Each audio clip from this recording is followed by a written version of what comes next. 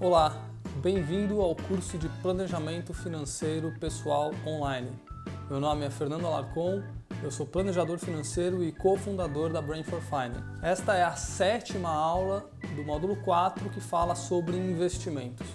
Nessa aula nós vamos ver um pouco das aplicações financeiras, fundos de investimento, previdências e as diferenças de performance e rentabilidade entre as várias modalidades de aplicações financeiras que existem no mercado.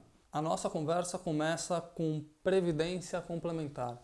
Muitas pessoas fazem investimentos em previdências complementares, né?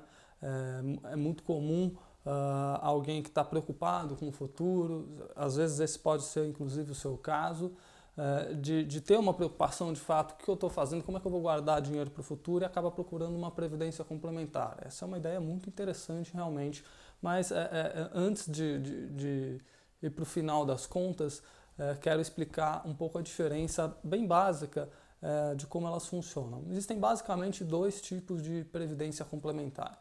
Existem os planos chamados VGBL, existem os planos chamados PGBL. Também existem duas formas de tributação que você deve escolher no momento que você fizer a sua previdência complementar, e isso é escolhido ali no momento que você contrata ela. Tanto escolher se é VGBL ou PGBL, quanto escolher o regime de tributação, que pode ser do tipo progressivo ou do tipo regressivo. A principal diferença entre os planos VGBL e os PGBLs, do ponto de vista da tributação, é que nos planos VGBL a tributação incidirá apenas sobre o que rendeu durante a vigência do investimento. Por exemplo, você fez um investimento de R$100 mil e depois de algum tempo você vai fazer esse resgate, um resgate do dinheiro que está ali e o valor que está ali dentro rendeu de R$100 mil para R$110 mil. A diferença de R$10 mil que tem ali dentro é onde vai ter a tributação do imposto de renda. Já nas previdências do tipo PGBL, a tributação incidirá sobre o montante total que houver dentro do fundo. Então, todo valor que tem ali, a alíquota de imposto vai incidir sobre o total. Aí você pode pensar, poxa, mas acho que é melhor então fazer um VGBL, porque só incide o imposto de renda sobre o que rendeu e não sobre o total. Mas o PGBL, as pessoas que fazem aportes regulares em PGBLs podem obter uma redução do imposto de renda a ser declarado no ano seguinte. Você, por exemplo, pode até 12% dos seus rendimentos tributáveis que você vai declarar no seu imposto de renda podem ser descontados por aportes feitos numa previdência, do tipo PGBL. Portanto, essas diferenças elas podem significar uma grande diferença de dinheiro no longo prazo. Pode significar que você tenha mais ou menos dinheiro lá na frente, muitas vezes por conta do tipo de regime tributário que você escolheu, ou do tipo de previdência que você escolheu, se foi VGBL ou se foi PGBL. Portanto, a minha recomendação para você é consulte um consultor de investimentos, ou um assessor de investimentos, ou um corretor que possa explicar para você a diferença de cada um desses regimes tributários e do tipo de previdência para que você possa efetivamente contratar alguma coisa de maneira pensada e orientada.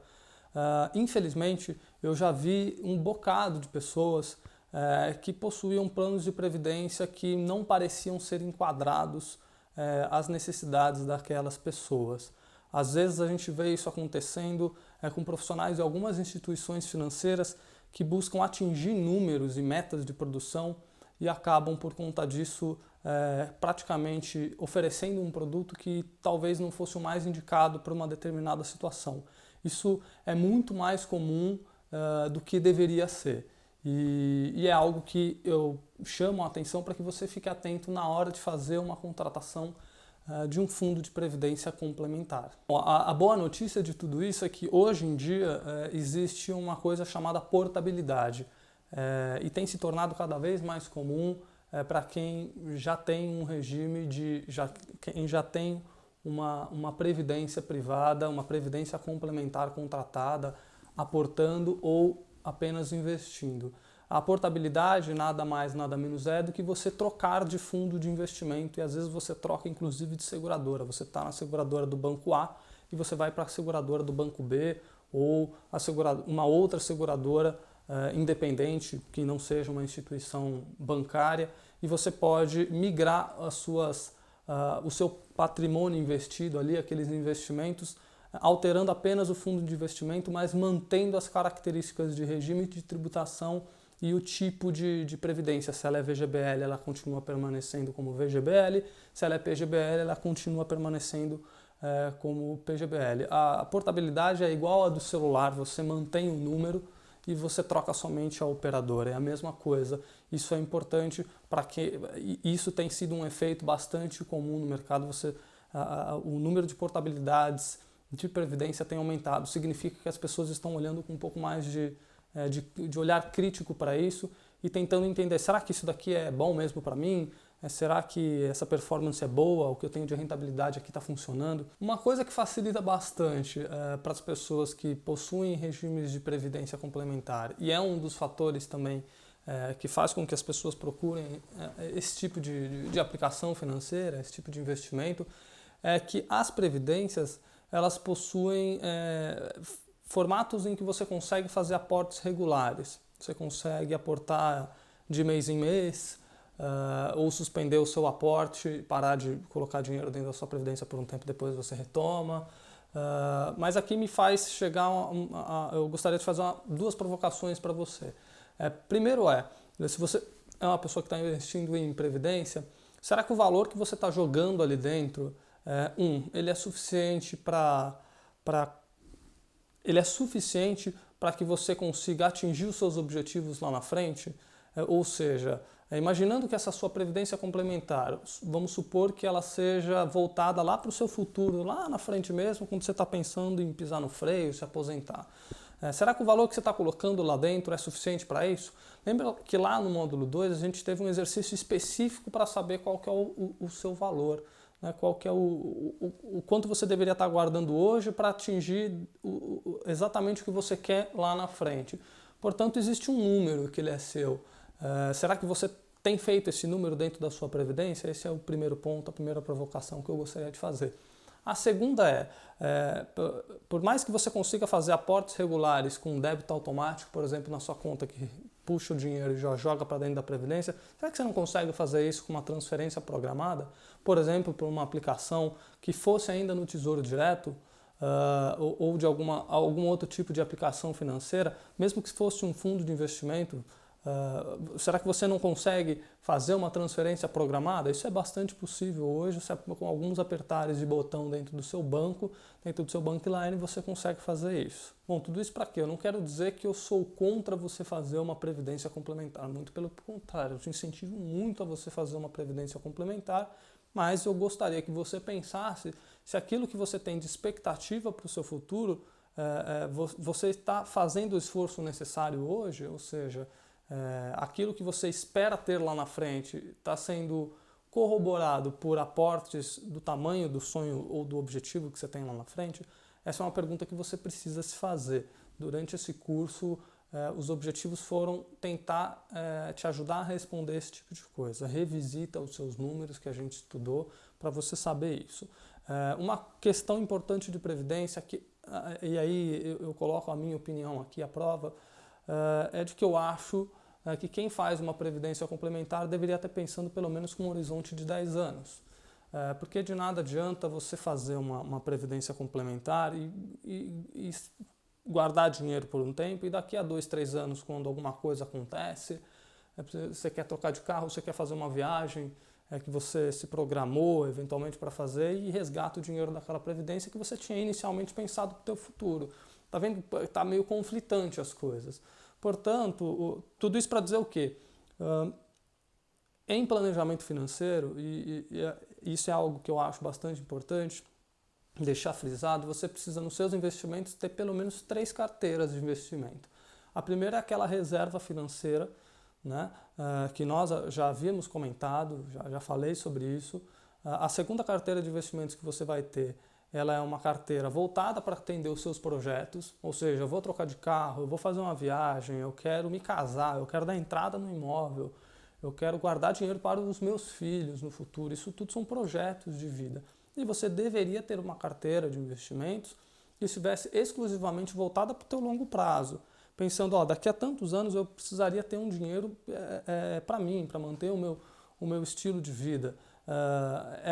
O que eu quero ter lá na frente. Então, dividir isso em três pedaços é importante. Não importa se você vai dividir isso em vários fundos de investimento, por exemplo, em várias formas de aplicação diferentes. O importante é que você, de alguma forma, enxergue que você precisa ter uma reserva financeira, você precisa ter um pedaço do teu dinheiro sendo guardado para projetos e um pedaço do seu dinheiro sendo guardado lá para frente para a sua aposentadoria. E voltando ainda dentro da questão desta carteira de aposentadoria, dessa carteira de investimento de aposentadoria, é legal dizer que a previdência complementar às vezes é uma parte desta estratégia. Não necessariamente toda a maneira que você vai investir pensando lá para frente tem que ser feito via uma previdência. Você pode mesclar uma previdência com títulos públicos, com outros fundos de investimento, com outras modalidades de investimento, e dessa forma você consegue ter uma coisa chamada de diversificação, que a gente vai falar inclusive numa outra aula sobre isso, onde você tem várias modalidades de investimento dentro com um objetivo único, que é o longo prazo. E dessa forma você segrega, você consegue orientar melhor os teus investimentos para este determinado tipo de objetivo. Bem, fechado o assunto previdência complementar, vamos passar agora a virar a página e falar um pouco de poupança. Você que eventualmente seja um investidor assíduo da poupança, eu gostaria de te mostrar outras modalidades de investimento que possam ser favoráveis a você e que garantam que você consiga de alguma forma ter uma rentabilidade acima da inflação, que é muito importante, é algo que eu já falei algumas vezes. Aqui eu vou fazer uma comparação entre uma aplicação da poupança e uma aplicação baseada em 100% do CDI. O CDI, só para relembrar, ele é uma referência de mercado sobre as taxas de juros que estão sendo aplicadas no âmbito geral da renda fixa. Bem, o gráfico que você vê aí na sua tela, ele demonstra a diferença entre quem investe em ativos da renda fixa que tenha uma rentabilidade bruta mais próxima possível de 100% do CDI contra quem investiu na poupança nos últimos 36 meses. A conta aí está sendo feita entre o dia 1 de janeiro de 2014 até o dia 1 de janeiro de 2017. Para que você tenha uma ideia, quem investiu na poupança, vamos pegar R$1.000 na poupança, lá em 2014 obteve uma rentabilidade até 2017, uma rentabilidade nominal bruta de 25,34% aproximadamente. Isso representaria dos R$1.000, chegariam a R$1.253 aproximadamente por esses 3 anos de investimento, que são 36 meses. Agora imagina que você tenha investido esses mesmos valores a taxas próximas de 100% do CDI, ou seja, muito próximas da taxa de juros que a economia possui. Só para relembrar que o CDI ele varia junto com a Selic, eles são meio que amigos íntimos, onde a Selic vai, o CDI vai atrás. Quem investiu em aplicações que estejam próximas a 100% do CDI, obteve nesse mesmo período de 36 meses uma rentabilidade nominal de 43% aproximadamente. Ou seja, quem colocou R$1.000 vai tirar R$1.430,52 bruto. Durante esse período de 36 meses, onde houve aplicação financeira, também houve a inflação. E é importante salientar que a inflação ela corrói o teu poder de compra. Aqui no caso desses 36 meses foi de aproximadamente 25,65% no acumulado, né, desses 3 anos, 25,65% de inflação. Se a gente checar com o que rendeu a poupança, a gente vai perceber que praticamente a poupança não conseguiu nem ultrapassar o valor da inflação, ou seja, ela simplesmente recuperou o dano que a inflação causou ao seu bolso. Né? Portanto, essa diferença no longo prazo, por estar investindo melhor dentro de uma mesma classificação de risco e por simplesmente estar atento às oportunidades que existem ao seu redor, dentro de um critério discutido e compreendido como ok, Eu compreendo que se eu sair, por exemplo, da poupança e investir num título público atrelado à Selic ou num fundo referenciado no DI que tem uma rentabilidade próxima dos 100% do CDI, eu vou ter essa diferença e a gente vê pelo gráfico que nenhum dos dois teve grande volatilidade. Nada que estivesse, ou seja, não houve grandes variações dos preços e no mercado financeiro a gente costuma dizer que isso é um dinheiro que está na mesa e você não está pegando. Então aproveite e pegue o dinheiro que está na mesa e coloque no seu bolso. Vamos agora a mais um exemplo. Na tela aí você vai poder ver um gráfico que representa o mesmo período de investimento feito, onde existe uma linha que representa a performance que a poupança teve, uma outra linha que demonstra a performance do CDI, ou seja, da taxa de juros, referência da renda fixa para o mercado, e aí uma última linha que está mais acima, que é um fundo de investimento do mercado financeiro de crédito privado. Já explico o que é isso. Bom, a gente vê aqui nos últimos 3 anos, esse fundo de crédito privado teve de rentabilidade nominal, ou seja, sem descontar inflação, sem descontar imposto, nada disso, 48,26% de rentabilidade, enquanto o CDI rendeu ali 43% aproximadamente. A poupança vem logo atrás com 25,34%, é por isso que a gente encontra ela mais abaixo aí no gráfico, inclusive, enquanto em todo esse período também a inflação teve um poder de correr o seu dinheiro em mais ou menos uns 25,65%, ou seja, lembra, a poupança ela praticamente não conseguiu ultrapassar a inflação, enquanto aplicações conservadoras atreladas ao CDI conseguiram e esse fundo de investimento de crédito privado teve uma rentabilidade até adicional. Importante para você entender. Fernando, quer dizer então que se eu tive uma rentabilidade até adicional, como é que eu faço essa mágica? Não tem muita mágica. Quem obtém mais retorno também está abrindo mão um pouco está querendo e está assumindo ter um pouco mais de risco. Qual que é o risco desse fundo de investimento, por exemplo, que a gente colocou? Ele é um fundo de investimento com crédito privado. Lembra da aula de renda fixa, títulos públicos e títulos privados? Um fundo de investimento que tenha crédito privado significa que mais de 50% do dinheiro que tem dentro do fundo está aplicado em títulos privados. E é por isso que ele consegue entregar, nesse caso, uma rentabilidade maior durante esse período.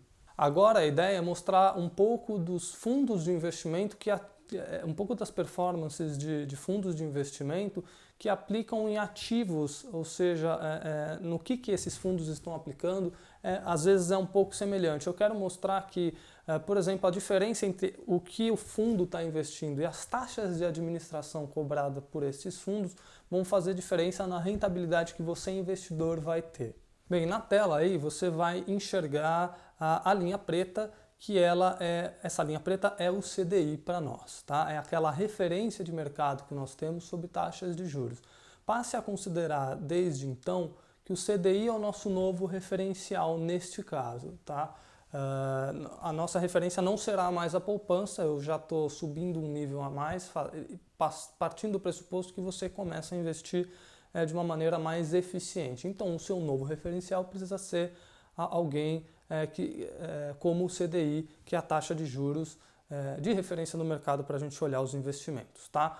A linha azul que você vê na tela é um fundo de renda fixa de um banco qualquer, um dos grandes bancos que a gente conhece no mercado do Brasil. A linha verde é um fundo multimercado de um outro banco. Tá? Pode perceber que existe uma volatilidade maior nesta linha verde, ou seja, ela varia um pouco mais, e a linha vermelha que aparece na sua tela é um fundo de ações, um fundo de investimento em ações de uma única empresa, ou seja, a única ação que tem neste fundo é de uma única empresa, não existe um monte de ações de várias empresas neste fundo, mas sim de uma única empresa negociada na bolsa.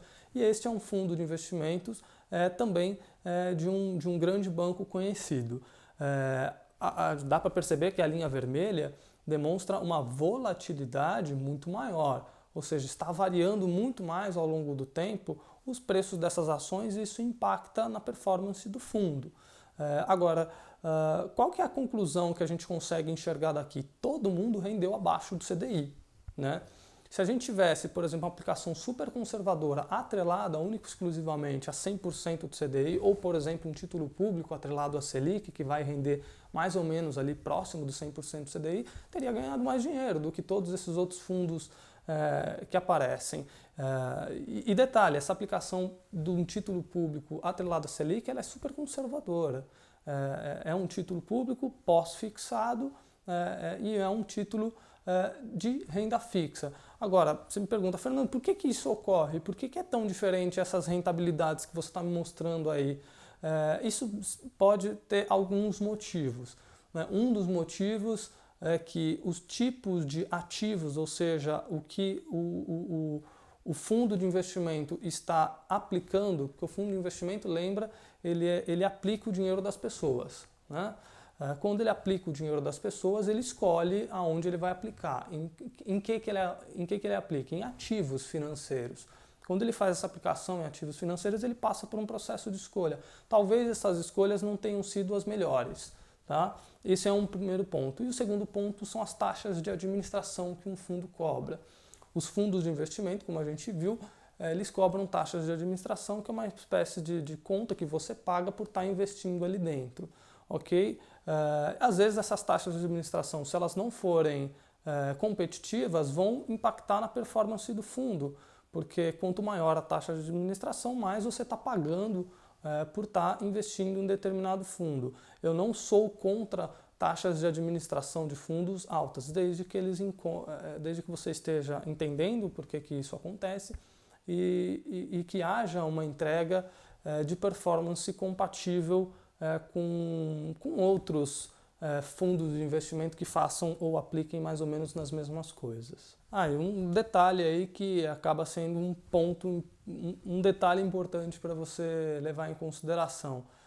Mas estes fundos de investimento, eles estão disponíveis nas prateleiras dos principais bancos que você, eu e todo mundo tem conta, né? Portanto, será que você é um investidor de um desses fundos de investimento? Será que os seus investimentos que você tem feito estão adequados ou você está deixando dinheiro na mesa? Bom, agora nós vamos ver alguns exemplos de fundos de investimentos de casas de gestão de fundos de investimento independentes, ou seja, que não pertencem único e exclusivamente a um banco. E detalhe, eu não estou fazendo aqui uma propaganda negativa aos bancos, existem bons produtos dentro dos bancos, é que eu acredito que nem sempre eles estão muito largamente disponíveis a todos os investidores. Na tela você pode enxergar novamente a linha preta como sendo o CDI, ou seja, a nossa referência de mercado para a renda fixa, e passa a ser o nosso novo referencial, óbvio. A linha azul é um fundo de renda fixa, é um fundo de investimento de renda fixa que também tem um pouco ali de crédito privado. A linha vermelha é um multimercado, né? O mesmo exemplo que nós fizemos anteriormente estou fazendo aqui. E a linha verde é um fundo de ações. Tá? E nesse caso, esse fundo de ações é um fundo que tem mais de uma ação. Existe uma equipe de gestão que analisa diversos papéis de ações e faz uma análise aonde vai direcionar se deve aquela ação ou aquele papel deve estar dentro do fundo ou não deve estar dentro do fundo. A gente consegue ver que as performances são bastante diferentes do último exemplo que a gente viu, né? E o que isso significa? Um ponto claro aqui, de que existem diferenças entre os tipos de investimentos que se faz dentro de uma mesma linha. Por exemplo, a gente viu um fundo de renda fixa que estava rendendo abaixo do CDI, outro que esteja rendendo acima. Existe mais risco? Existe. Existe uma diferença entre os ativos que estão aplicados naquele fundo? Pode até existir taxas de administração do fundo diferentes, sim. No multimercado, a mesma coisa, a gente viu um que está rendendo super abaixo e outro que está rendendo acima. Um fundo de ações de uma única ação e um fundo de ações com várias ações envolvidas aí no meio desse conjunto, deste fundo de investimento. Significa o que tudo isso? Que existem produtos que têm uma determinada performance e outros produtos que têm outra determinada performance. Ou seja, como se você fosse em um shopping fazendo uma pesquisa e você vai procurar aquele produto que tenha mais relação e que você pague o que você se sente confortável em pagar para ter aquele determinado produto. Nesse caso, o produto ele devolve dinheiro para você. O produto faz com que o seu dinheiro tenha uma rentabilidade A ou B, podendo ser menor ou maior. É você, como investidor, que tem que ter a capacidade de olhar para isso, não apenas por performance, tá? Não fique procurando performance e rentabilidade acima de qualquer custo, porque lembre-se, rentabilidade adicional implica em riscos adicionais. Mas você deve conseguir pelo menos separar o joio do trigo e conseguir enxergar elementos semelhantes para saber aquele que é melhor para você. Alguns dos fundos de investimento que foram mostrados aqui, como no último exemplo, que tem performance acima, uma rentabilidade melhor do que alguns fundos presentes nas prateleiras de bancos, possuem aplicações mínimas, ou seja, aplicações iniciais baixas de 3, 5 mil reais, ou seja, não é uma coisa que é voltada só para o grande investidor. Ai, mas eu preciso ter muito dinheiro para investir nessas coisas, eu preciso ter um capital enorme para poder fazer bons investimentos. Não. Hoje o mercado financeiro brasileiro tem se fortalecido muito e existe um bom momento de democratização onde praticamente todo mundo hoje consegue acessar bons investimentos. Se você não conhece muito bem fundo de investimento, provavelmente do Tesouro Direto você já deve ter ouvido falar, e eu já falei em outras aulas aqui que com 30 reais você começa a investir no Tesouro Direto, ou seja, é democrático, só não investe de fato quem não quer. Ou seja, eu acabei de provar um pouco para você que existem performance entre os tipos de investimento mais ou menos semelhantes. Nas previdências isso também ocorre. Vamos para mais um exemplo aí onde você pode ver na tela, novamente, a linha preta sendo o CDI, né, que é o nosso referencial de taxa de juros de mercado. Um azul escuro é a performance de um fundo de previdência do Banco A. Ok? A linha vermelha e verde, que estão muito próximas uma das outras, praticamente sobrepostas, são fundos de previdência do Banco B e do Banco C. Ok? Ali mais para cima, onde você enxerga um azul claro um pouco acima do CDI, você vê um fundo de previdência privada de uma gestora independente. Qual a diferença entre todos eles? Obviamente, primeiro que você consegue ver uma diferença de performance. A segunda coisa é que provavelmente as taxas de administração desses fundos devem ser diferentes. Isso é um fato, eu estou dizendo que são. Outro é que as aplicações que esses fundos fazem, elas são diferentes também. Só que um ponto comum entre todos eles é que todos são fundos de investimento que aplicam em ativos predominantemente de renda fixa. E a gente vê diferenças de performances. Então, você sempre vai enxergar produtos diferentes e precisa fazer, eu vou bater de novo nessa tecla, fazer uma boa pesquisa, porque nas previdências também acontece a mesma coisa. Lembre que em previdência é um fundo de investimento ainda assim. A gente tinha falado lá na aula específica sobre previdência, que previdência nada mais, nada menos é do que um fundo de investimento que faz aplicação em um regime de previdência complementar. Portanto, a performance dessa previdência, você também tem que estar de olho quando você fizer a sua, se você optar, por exemplo, por fazer uma previdência complementar. Bom, então, para fechar essa aula, nós vimos que as previdências, os regimes de previdência complementar, podem ser uma parte da sua estratégia que você pode utilizar naquela tua carteira de investimento de longo prazo. Talvez não seja a única, se for, não tem problema, mas é bom revisar isso. Mas ela pode ser uma das estratégias que você tem dentro daquela tua carteira de investimentos pensando para o futuro. Nós vimos alguns exemplos de performance, de rentabilidade, a gente falou um pouco de poupança, falamos do CDI, falamos de fundos de investimento e vimos as diferenças entre produtos financeiros mais ou menos semelhantes, mas diferentes entre instituições financeiras. E isso é um ponto muito importante para que você invista cada vez mais e melhor. Ficou dúvida? Mande um e-mail para nós aqui com o e-mail que aparece na tela para você. Nós vamos ter o maior prazer em poder te ajudar de alguma forma. De qualquer maneira, sempre procure um consultor de investimentos, um assessor de investimentos ou inclusive um corretor quando você for falar, por exemplo, de previdências. E obtenha ajuda de profissionais que estejam sempre especializados e conhecem mais do que você e consigam te ajudar a dirimir dúvidas. Não tenha dúvidas na hora de fazer os seus investimentos. Procure sempre se cercar do maior conhecimento possível para que você obtenha sucesso nos seus objetivos. Nos vemos na próxima aula. Até já, um abraço.